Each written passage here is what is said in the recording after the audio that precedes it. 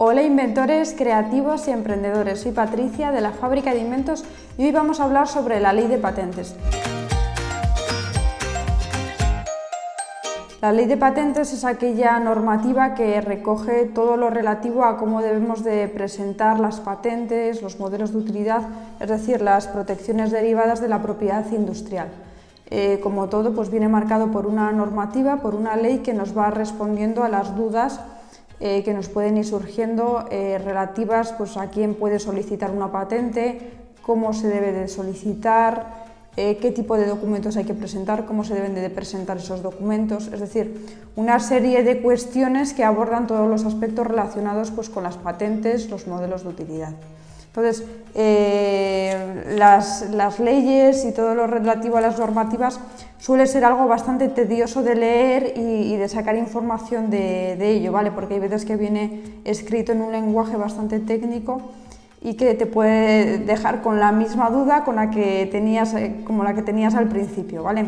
Entonces, nosotros lo que hemos hecho en este vídeo es sacar ciertos aspectos, ciertas pinceladas o ciertas dudas que nosotros vemos que soléis tener y dar respuesta a esas dudas a través de la ley de patentes, pero desde un lenguaje bastante más cercano para que no nos quede ninguna duda, ¿vale? Entonces, vamos a ir empezando con diferentes cuestiones o diferentes preguntas. Deciros también que nosotros, yo soy de la Fábrica de Inventos, ¿vale? Somos una empresa que estamos ubicados en Burgos y en Tenerife, aunque trabajamos pues, para toda España y también a nivel internacional, y nos dedicamos a prestar asesoramiento a inventores particulares y a empresas para ayudaros en todo lo que es el desarrollo de la idea, desde lo que es la parte de patentes, desarrollo industrial y comercialización, ¿vale? Abordamos la comercialización desde el punto de vista de venta o licencia de la patente y también la venta a través del producto por Amazon o por otras plataformas, ¿vale?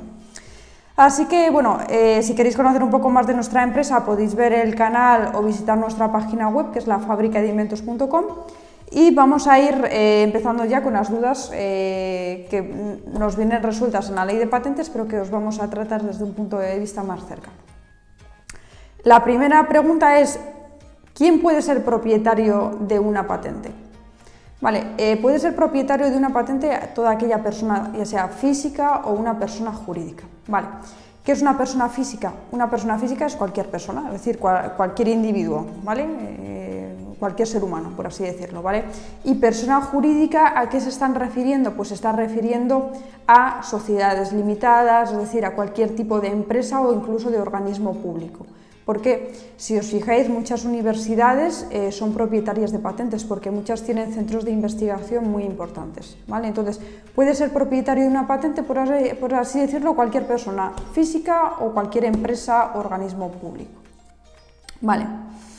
Desde esta pregunta pueden surgir otras dudas, ¿vale? Y es: ¿una persona extranjera, es decir, que no tiene nacionalidad española o que no reside en España, puede ser propietaria de una patente española o de un modelo de utilidad? Bueno, pues según la ley de patentes no hay una limitación en cuanto a la nacionalidad o el lugar de residencia para poder ser propietario de una patente o de un modelo de utilidad. Cuando hablo de patente o modelo de utilidad también me estoy refiriendo a diseños industriales, marcas, nombres comerciales, ¿vale? Es decir, la ley de patentes en España no establece ninguna limitación en cuanto a la nacionalidad, es decir, puede ser de Colombia, puede ser de México, de Estados Unidos, de cualquier país y puede ser propietario de una patente en España, ¿vale? Lo único, nosotros, por ejemplo, en la Fábrica de Inventos tenemos muchos clientes, muchos inventores que no son de España. No hay ningún problema, les podemos tramitar el registro, lo único es que nos tienen que dar un número de identificación de su país, ya sea un pasaporte o el número de identificación que tengan allí, pero es posible ser propietario. Otra cuestión es, que a veces nos la habéis preguntado: ¿una persona que es menor de edad, ya sea española o extranjera, puede ser propietaria de una patente o de un modelo de utilidad? Sí, es decir, no hay tampoco limitación en cuanto a la edad para poder ser propietario de una patente o de un modelo de utilidad. Ni por abajo ni por arriba, es decir, aunque estés jubilado puedes ser propietario de una patente y aunque tengas menos de 18 años, también puedes ser propietario de una patente. Lo único que sí que es necesario es que cuentes con un número de identificación. En el caso de ser español, es necesario que cuentes con el DNI. Es decir, si una persona es menor de edad, yo qué sé, pues tienes 16 años, 17 años, se te ha ocurrido una idea y quieres patentarla, puedes ser propietario y lo único que tienes que tener un DNI, pero bueno, te quiero decir, a esas edades ya cualquiera lo tiene. O si, yo qué sé, quieres registrar una patente a nombre de tu hijo porque te hace ilusión, pues con que tenga el DNI es suficiente, ¿vale? Derivado del tema de quién puede ser propietario o no de una patente, también surge la pregunta de ¿una patente puede estar a nombre de varias personas a la vez? La respuesta es sí.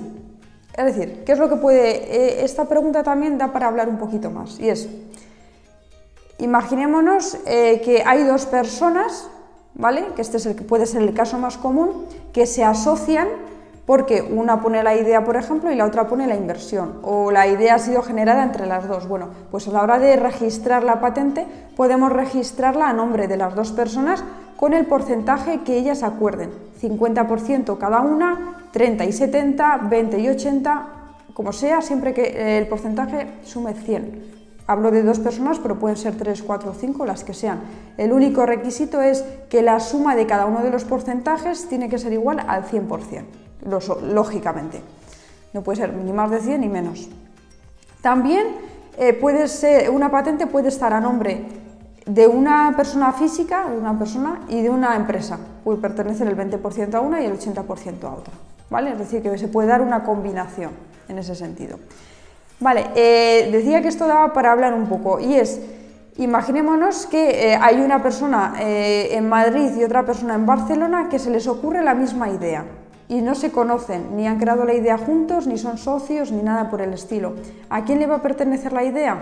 Al que la registre primero, ¿vale? Es decir, como son dos personas independientes que no se conocen ni están asociadas, va a ser el propietario de la patente el que primero lo registre. Por eso sí que es importante el registrar la patente cuanto antes. ¿Por qué? Porque en cuanto yo registre la patente, según la ley de patentes me va a asignar un número de solicitud y una fecha. A partir de ahí, si viene otra persona y lo registra, yo tengo la prioridad, no lo puede registrar.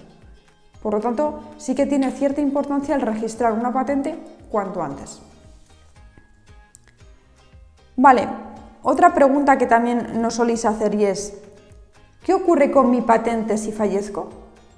Bueno, las patentes son un bien más, por lo tanto siguen la misma, es decir, es patrimonio también de una persona, por lo tanto al final es un bien que pasa a los herederos. Es decir, en el caso de que el propietario fallezca, automáticamente esa patente la van a heredar las personas que la haya designado como herederas, tanto para su patente como para cualquier inmueble, ¿vale? Es decir, en este sentido, las patentes se comportan igual que un piso, que un coche o que cualquier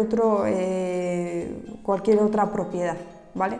Entonces, porque esta pregunta sí que nos la soléis hacer, hay veces incluso que queréis que vuestros hijos sean también propietarios de la patente por el hecho de que si os sucede algo, pues que esa patente no se pierda. Y yo siempre os digo, aunque no lo pongas a nombre de tus hijos en ese momento, un porcentaje, lo que sea, luego va a pasar a ellos, por lo tanto no sería necesario, ¿vale? No es algo que se vaya a perder. Vale, la siguiente cuestión que a veces nos preguntáis es ¿dónde se presentan las patentes? Bueno, en España el organismo ante el cual se presentan todo lo relativo a patentes y modelos de utilidad, según nos marca la propia ley de patentes, es la OEPM, ¿vale? Que es la Oficina Española de Patentes y Marcas, ¿vale? Ese es el organismo oficial que tiene el poder de conceder o de negar las patentes y, por lo tanto, ante el que debemos de hacer las presentaciones, las solicitudes. A la OEPM le podemos hacer llegar la solicitud a través de diferentes medios, de forma telemática, que es como nosotros en la fábrica de inventos lo hacemos, porque se consigue una reducción de las tasas y además el trámite es bastante más rápido y más ágil, aparte de que ahorramos papel, que siempre viene bien para el medio ambiente. Y luego también se puede presentar en papel, se puede mandar a través de una oficina de correos por carta certificada. Se puede presentar ante cualquier centro regional de información de la propiedad industrial, por ejemplo en Valladolid y en diferentes ciudades existe. En representaciones diplomáticas o consulados de España, ¿vale? Es decir, a través de diferentes también sitios físicos. Pero ya os comento que hacerlo telemáticamente tiene diferentes ventajas. Una es la reducción de las tasas y luego también que los trámites se realizan de forma más ágil. Porque cuando yo presento una patente telemáticamente es de forma online, automáticamente ya recibo el número de solicitud y me asignan una fecha de presentación. Y como veíamos con una de las preguntas, tiene cierta importancia, porque si luego viene otra persona y lo registra, se van a comparar las fechas de presentación y va a ganar aquella que se haya presentado antes. Entonces sí tiene cierta importancia el que esa fecha sea lo más prioritaria o lo más anterior posible. Vale. Otra pregunta es, ¿qué obtengo cuando registro una patente? Bueno, pues según la ley de patentes nos marca que cuando yo registro una patente o un modelo de utilidad, me van a asignar automáticamente un número de solicitud y una fecha compuesta por número, o sea, número del día, mes, año, incluso hora y minuto en el que ha sido registrado, ¿vale? Y luego lo que os decía también, el número de solicitud.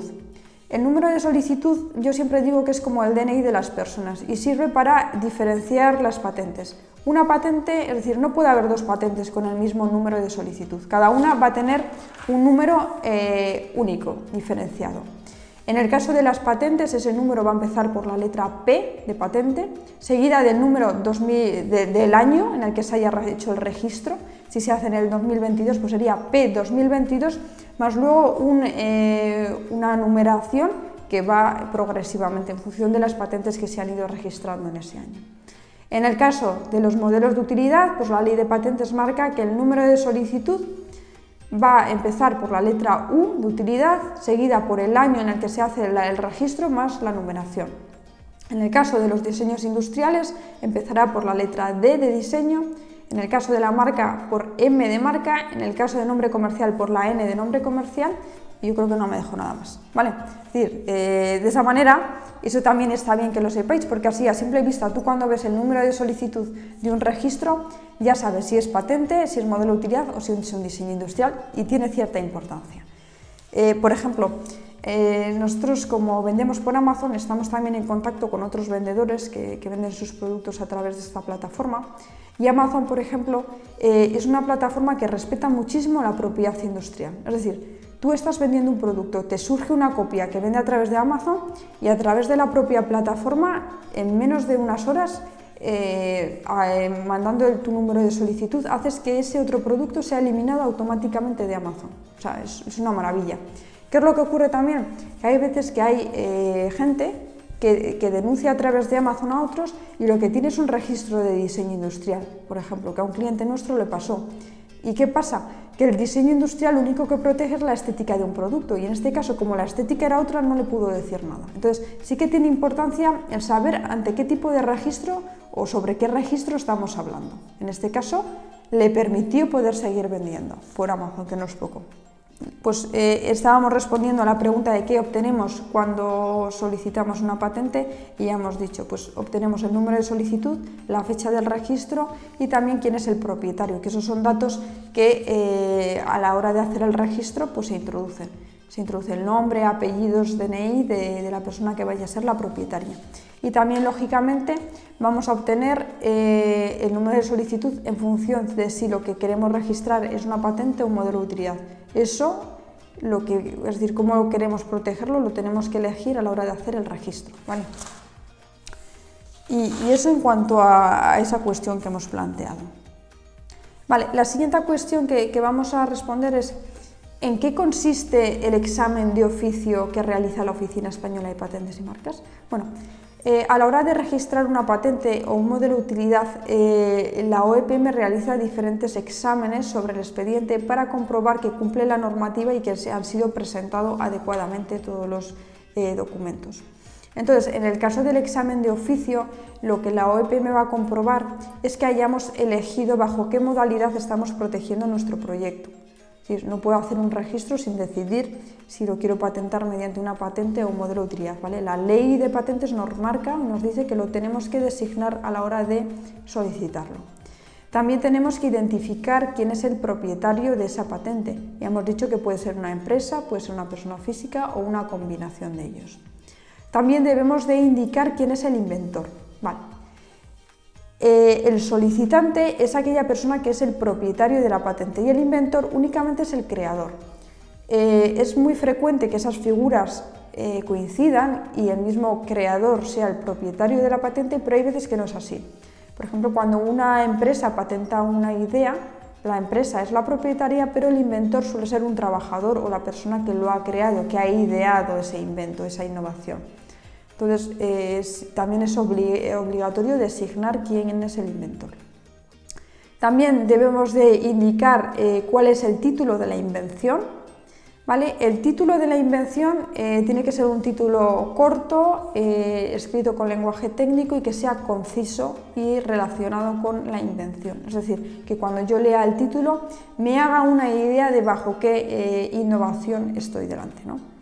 Y también debemos de indicar si la patente o el registro que estamos solicitando tenemos una prioridad anterior, ¿vale?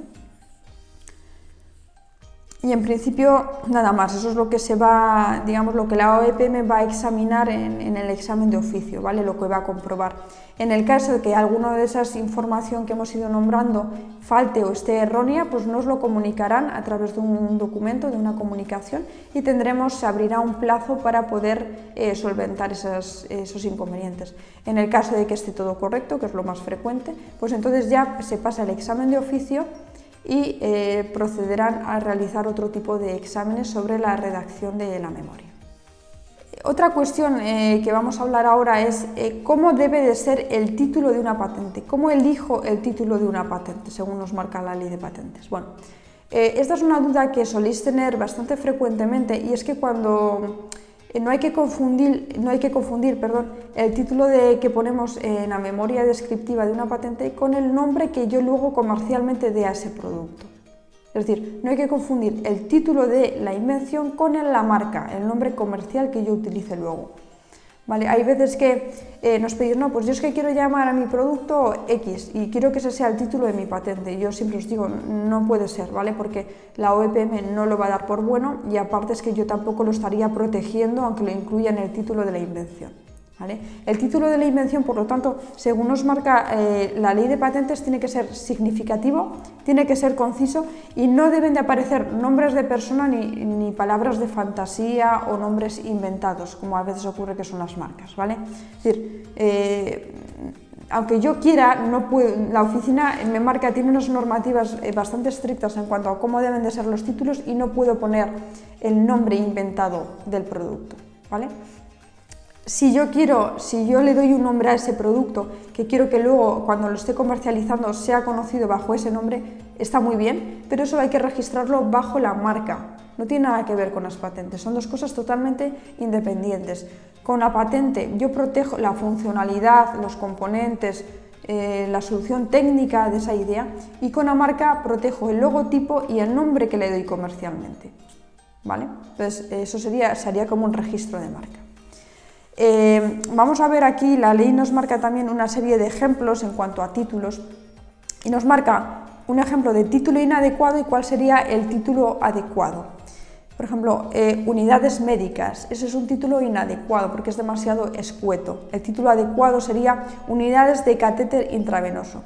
¿Por qué unidades médicas no es adecuado? Porque yo lo leo y no sé de qué va la innovación. Sé que es un aparato médico, un dispositivo médico, pero no sé nada más. Sin embargo, al leer unidades de catéter intravenoso, sí que tengo bastante más información acerca de cuál es la innovación. Otro título inadecuado sería tintes. Lo leo y no me dice nada, ¿vale? El título correcto en este caso podría ser tintes de piridina monoazoica insolubles en agua. Es decir, es un título conciso y que sí que me da información de cuál es la innovación. Vale, podría poner más ejemplos, pero bueno, yo creo que ha quedado en principio bastante claro cómo debe de ser el título. Vale, la siguiente cuestión es ¿cómo debe de ser la memoria de una patente o de un modelo de utilidad según la ley de patentes? Bueno, la memoria descriptiva debe de estar compuesta de una serie de documentos que son la descripción, las reivindicaciones, las figuras y el resumen. El resumen en los modelos de utilidad no es obligatorio, pero en las patentes sí que es obligatorio, ¿vale? Entonces, en esos documentos lo que hacemos o lo que hay que hacer es redactar bien una memoria donde describamos cuál es la solución técnica de la idea, es decir, qué componentes forman la invención, cuál es el estado de la técnica, en qué sector se puede aplicar esa innovación. Y luego también, pues bueno, siempre lo digo, ¿no?, que las reivindicaciones es la parte más importante de cualquier memoria y al final es la que va a marcar el alcance de la protección. El día de mañana, si surge una copia, donde vamos a mirar siempre si es una copia verdaderamente o no lo es en las reivindicaciones y sobre todo en la primera. La primera reivindicación se llama la reivindicación independiente y en ella se recogen las características técnicas que son fundamentales para que la innovación funcione. Solo hay que poner aquellas características técnicas o componentes estrictamente necesarios para que esa innovación funcione. Todo lo que sean alternativas, opciones, variantes, nunca deben de ir en la primera reivindicación, ¿vale? Siempre deben de ir como reivindicaciones dependientes. De esta manera evitamos que puedan modificar una pequeña variante y puedan copiarnos. Eso es muy importante redactarlo bien. Y en la fábrica de inventos, por eso cuando redactamos las memorias, no solo la redacta un abogado, sino que un ingeniero industrial también está presente en ese proceso, porque es muy importante plantear bien cómo es el proyecto, qué componentes son fundamentales y cuáles pueden estar o no estar y la invención sigue siendo válida. Eso es muy importante. Vale, también, ¿cuáles son los requisitos formales de una memoria? Hemos dicho cuáles son los documentos que componen una memoria y ahora vamos a ver cuáles son los requisitos formales. Bueno, esto es bastante sencillo, simplemente saberlo. Pues la memoria debe estar realizada en un papel A4, solo escrita en una cara. Nos marcan también que cada una de las páginas tiene que ir numerada correlativamente.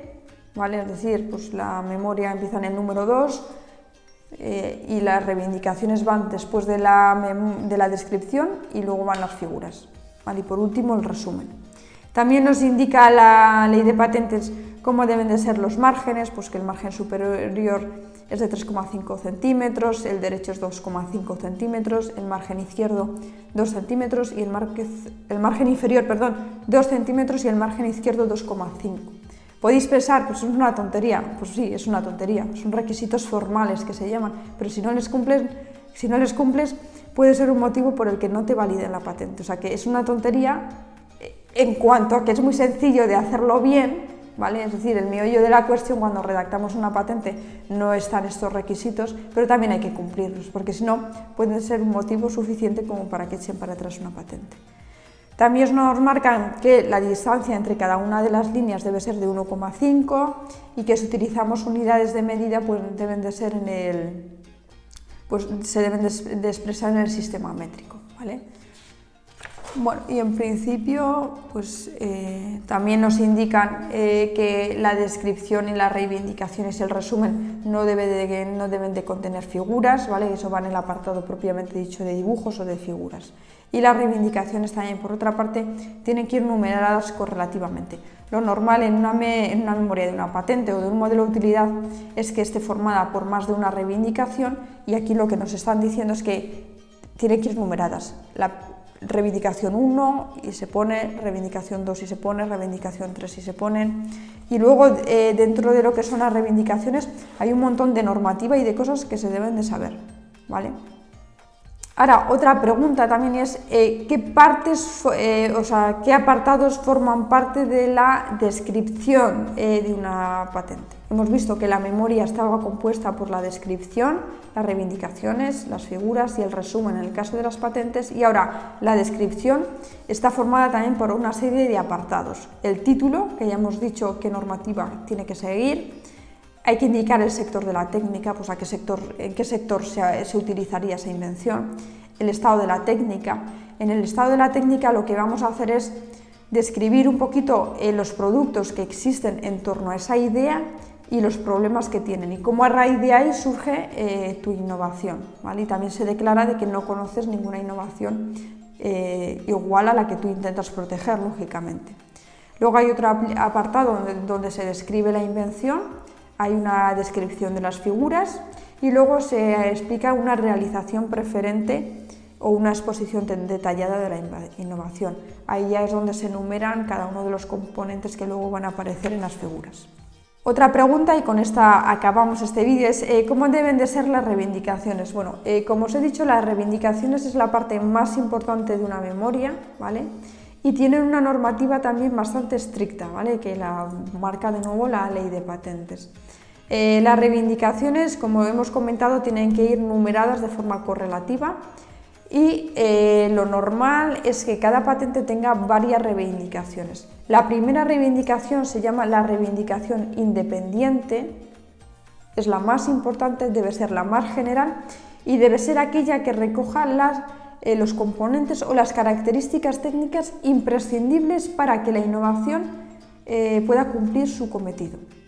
Y en las siguientes reivindicaciones, que llamaremos reivindicaciones dependientes, protegeremos aquellas componentes, funcionalidades o soluciones técnicas que son opcionales, son variantes, pueden estar o pueden no estar y la invención sigue haciendo su función, ¿vale? Entonces se llama reivindicación independiente a la primera y reivindicaciones dependientes a todas las demás. ¿Por qué se las llama dependientes? Porque todas van a depender de la primera. Cogen todas las características de la primera y le añaden una característica, pero siempre parten de la primera, ¿vale? Y luego, toda reivindicación, si habéis leído alguna patente lo sabréis, está formada por dos partes, un preámbulo y una parte caracterizadora. El preámbulo siempre se pone el título de la invención, el título que hayamos puesto en la memoria, luego se pone caracterizado porque, y ahí viene la parte caracterizadora. En la parte caracterizadora es donde vamos a poner los componentes que aportan innovación, ¿vale? Todo aquello que son componentes, funcionalidades o soluciones técnicas que aportan esa innovación, ¿vale? Es un poco lioso todo esto, pero bueno, yo os lo explico así un poco a modo general para que os suene. Entonces, vosotros cuando veáis las reivindicaciones, pues ya vais a saber que tienen que ir numeradas de forma ordenada, que todas ellas empiezan por el título siempre, y así a ver si las habéis leído, pues ¿y por qué es tan repetitivo? Bueno, pues porque nos lo marca la ley de patentes, ¿vale? Todas empiezan por el título, luego caracterizado porque, o sea, por ejemplo, las dependientes son el título y según la reivindicación 1 o según la reivindicación 3, depende de sobre cuál de ellas se base, caracterizado porque, y luego allá pues añades lo que quieres proteger en esa parte. Y en principio, pues nada más. Hoy la ley de patentes es muy extensa, hemos visto solo algunas de las dudas o cuestiones que quería resaltar, pero haré más vídeos, sobre todo haré un vídeo dedicado en exclusiva a todo el tema de las reivindicaciones, porque aunque vosotros no vayáis a redactar vuestras patentes, sí que conviene que tengáis cierto conocimiento o unas nociones básicas también para saber si algo está bien hecho o no está bien hecho, ¿vale? Y por lo demás, pues nada, os recomiendo que os suscribáis al canal. Si os ha gustado el vídeo, pues siempre agradecemos que nos dejéis un comentario. Y si os ha quedado alguna duda o veis que algo no lo he explicado bien, pues también nos lo podéis preguntar en los comentarios. Y nada, si tenéis una idea en la fase en la que esté, da igual que si solo has detectado un problema o si solo tienes la idea, pues nada, os recomiendo también que visitéis nuestra página web, ¿vale? Que es la fabricadeinventos.com. Ahí nos podéis conocer, ver más vídeos, ver qué proyectos hemos sacado al mercado o qué patentes hemos licenciado. Y nada, pues os podéis contactar con nosotros sin ningún tipo de compromiso, os llamaremos o nos llaméis vosotros directamente y vemos de qué manera os podemos ayudar. Espero que os haya gustado el vídeo. Muchas gracias.